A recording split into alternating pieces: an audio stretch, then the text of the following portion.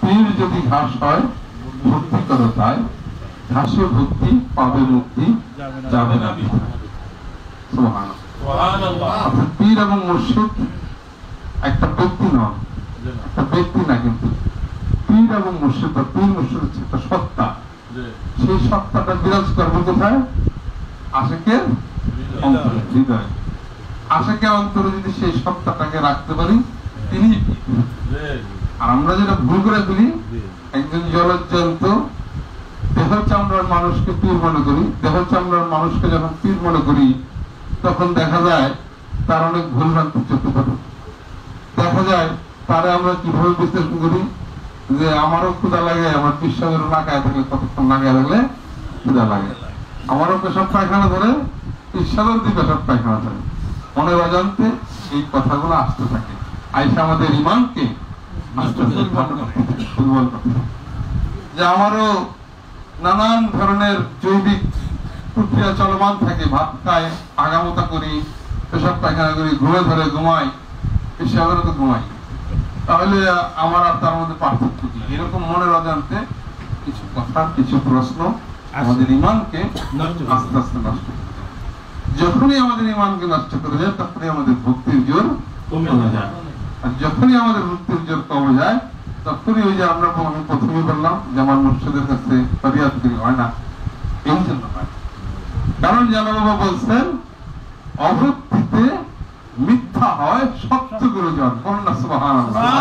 খুব কঠিন কথা, আমি বলার সাথে সাথে আমার হাতের লোম দাঁড়ায় যায়। অভক্তিতে মিথ্যা হয় সত্য গুরুজন।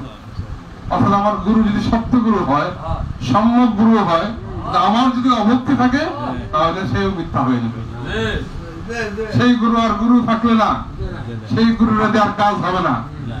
গুরু কিন্তু সত্য, কিন্তু আমার কেন হলো না কাজ? কারণ আমার মধ্যে অভক্তি ছিল।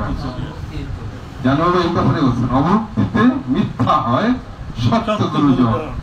তার মানে গুরু সে যার প্রতি আমার ভক্তি আছে। তিনি কি এটা আমার জানার বিষয় না। গুরুকে যার প্রতি আমার ভক্তি আছে, আমার ঈমান আছে, আমার বিশ্বাস আছে, আমার প্রেম আছে, যার প্রতি আমার গোলামি করার মন আছে, যার কাছে আমি বিক্রি হয়ে গেছি, তিনিই গুরু। এই গুরুটা যখন আমরা বুঝি না, মুর্শিদটা যখন আমরা সঠিক জায়গায় নিতে পারি না, তখনই মুর্শিদের তরফ থেকে, আল্লাহর তরফ থেকে আমাদের যা কিছু হওয়ার কথা সেগুলো সেইভাবে হয় না।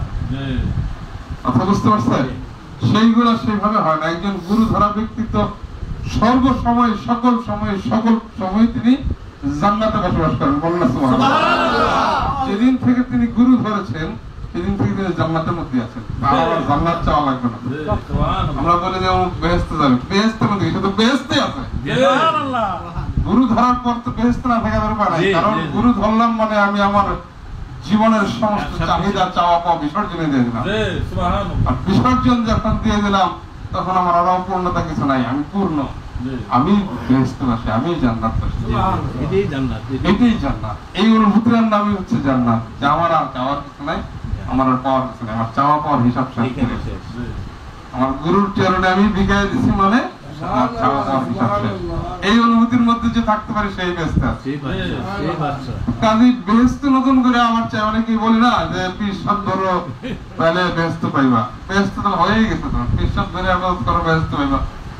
তখন গুরু ধরার পর আর বেহেশতের সন্ধান কেউ করে না, এত বলদ কেউ না। গুরু ধরার পর যে সন্ধান করে, সেটা হচ্ছে রবের সন্ধান করে। বলুন না সুবহানাল্লাহ। গুরু ধরার পর আর বেহেশতের দরকার হয় না, তখন শুধু একটা চাওয়া থাকে যে গুরুর মাধ্যমে আমি রবকে পেতে চাই, রবের সাথে, আল্লাহর সাথে মিশা যেতে চাই, ফানাফিল্লাহর মাকামে যেতে চাই। আর কোন চাহিদা গুরু ধরার পর থাকে না, থাকার দরকার হয় না, এটা সূত্রে আসে না। কিন্তু আমাদের অনেক চাহিদা থাকে, কারণ আমাদের গুরু ধরার প্রক্রিয়ার মধ্যেই ভুল থেকে যায়। গুরু ধরার পরে যে আমার সেন্সটা, গুরু সেন্সটা, এখানে আমাদের গলত থেকে যায়, ভুল থেকে যায়। যে কারণে আমরা অনেক সময় মনে করি, অনেক এক ভাই আরেক ভাইয়ের কাছে নালিশ করে, আমি পিরসাদ পীর তো ধরছি, আমার তো পেট ব্যথা ভালো হয়ে না, পীর তো ধরছি, আমার ব্যবসা তো উন্নত হয়ে না। এই হচ্ছে তাদের সেন্স। এই জন্যই সমস্যা, আমাদের বোঝার অনেক ভুল আছে। আমাদের বোঝার অনেক ভুল আছে। মুর্শিদ অমূল্য রতন, এই রতনের কোনো মূল্য হয় না। লক্ষ টাকা, কোটি ধন রত্ন ভান্ডার, রাজত্ব, রাজা মহারাজা কোনো কিছু দিয়াই মুর্শিদের মূল্য হয় না। মুর্শিদ অমূল্য রতন।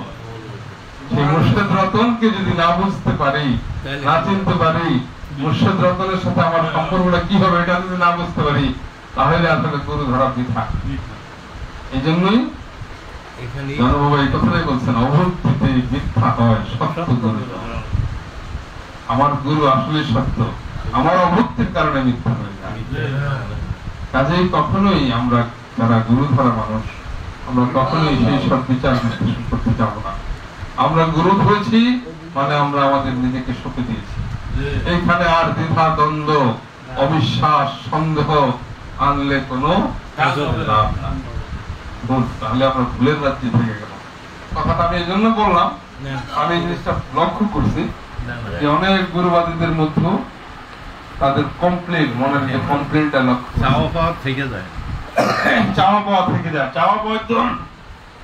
পাওয়া তো নফস থেকে না বেরোতে হলে কিভাবে?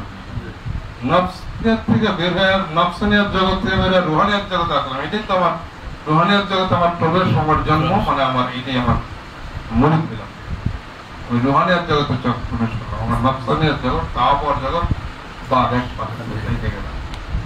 এই শূন্যের জায়গায় না যেতে পারলে তো কিছু হবে না। যাই হোক, এই কথাটা এই জন্য বললাম যে আমরা সবাই যেন প্রকৃতপক্ষে মুর্শিদের অর্থ কি, গুরু কি, এটা যেন বোঝার চেষ্টা করি এবং সেই দিকে আমাদের মনকে, অন্তরকে বিগলিত করতে চেষ্টা করি, অন্তরটাকে গলায় নরম করতে, মোমের মতো নরম করতে চেষ্টা করি, যেন আমাদের সেই গুরুর ছাঁচে, গুরুর আকারে যেন আমার আকার হয়। আমার দেহের আকারের কথা বলি নাই, গুরুর রঙে রঙিন হইতে হবে। যেমন আল্লাহর ওলিরা আল্লাহর রঙে রঙিন হয়ে আল্লাহর ওলি হয়েছে, এই ব্যাপারটাই দেখি। আমাদের সেই রং, সেই আকৃতি, সেই প্রকৃতি ধারণ করতে হবে, যেন আমরা প্রকৃতপক্ষে ওই যে মালিকের দর্শন লাভ করতে পারি।